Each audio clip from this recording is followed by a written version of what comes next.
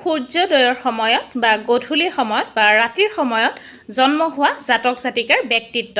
নমস্কাৰ বন্ধু বান্ধৱীসকল, আপোনালোকে জানেনে মানুহৰ জন্মৰ সময়ও তেওঁলোকৰ স্বভাৱ, চিন্তাধাৰা আৰু ভাগ্যৰ ওপৰত গভীৰ প্ৰভাৱ পেলায়। কোনো লোক যদি সূৰ্যোদয়ৰ সময়ত জন্ম লয়, কোনো আকৌ গধূলি সময়ত জন্ম হয়, আনহাতে কোনোবা লোক আকৌ গভীৰ ৰাতিও জন্মগ্ৰহণ কৰে।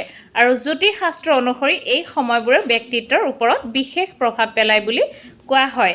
আজিৰ ভিডিঅ'টোত আমি জানিম আহক সূৰ্যোদয়ত জন্ম হোৱা জাতক জাতিকাসকল কেনেকুৱা। সূৰ্যোদয়ৰ সময় মানে সূৰ্য অস্ত নোযোৱালৈকে সময়ছোৱা। আৰু গধূলি সময়ত জন্ম হোৱা লোকৰ গোপন স্বভাৱ কি আৰু ৰাতি জন্ম হোৱা জাতক জাতিকাৰ বিশেষ শক্তি কি। ভিডিঅ'টো শেষলৈ চাব, নিশ্চয় হয়তো আপোনাৰ ব্যক্তিত্বৰ বহু কথা আজি মিলি যাব পাৰে। প্ৰথমে কৈছোঁ সূৰ্যোদয়ৰ সময়ত জন্ম হোৱা জাতক জাতিকাৰ ব্যক্তিত্বৰ কথা।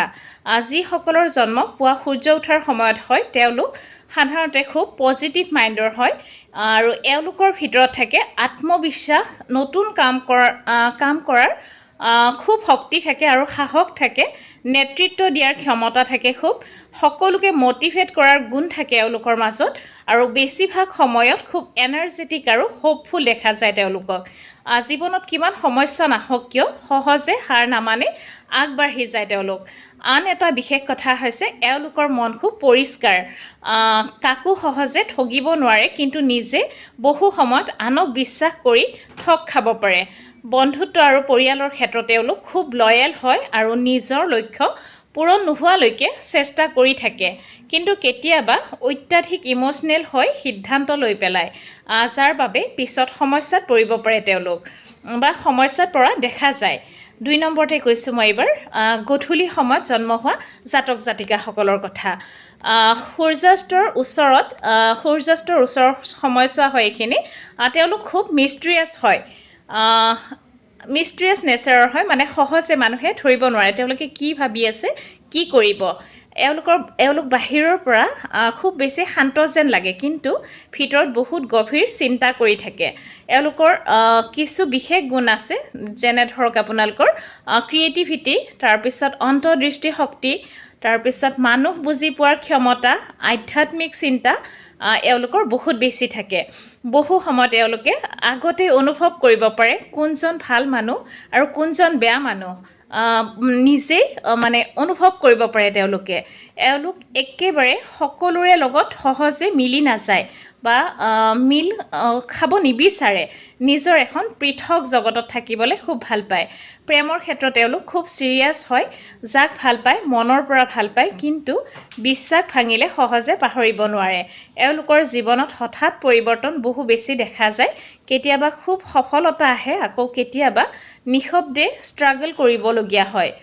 এইবাৰ 3 নম্বৰতে কৈছোঁ ৰাতি জন্ম হোৱা জাতক জাতিকাৰ ব্যক্তিত্বৰ কথা।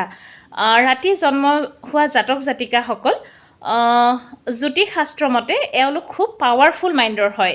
বাহিৰৰ পৰা শান্ত যেন লাগিলেও ভিতৰত খুব শক্তিশালী চিন্তা কৰি থাকে, মানে গভীৰভাৱে চিন্তা কৰিব পাৰে।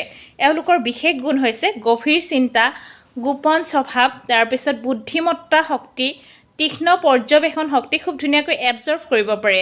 এওঁলোকে সকলো কথা সহজে শ্বেয়াৰ নকৰে, নিজৰ অনুভৱ নিজৰ ভিতৰতে ৰাখে। বহু সময়ত এওঁলোক লোনলি ফিল কৰে, মানে অকলশৰীয়া অনুভৱ কৰে, কাৰণ সকলো মানুহে এওঁলোকক সহজে বুজি নাপায়। কিন্তু এটা কথা সত্য, এওঁলোকে জীৱনত এবাৰ লক্ষ্য ঠিক কৰিলে খুব ডাঙৰ সফলতা লাভ কৰিব পাৰে। আৰু ৰাতি জন্ম হোৱা লোকৰ ইনষ্টিটিউশ্যন শক্তি খুব বেছি ভাল হয়, কেতিয়াবা সপোন বা অনুভৱৰ দ্বাৰাও বহু কথা আগতেই অনুভৱ কৰিব পাৰে।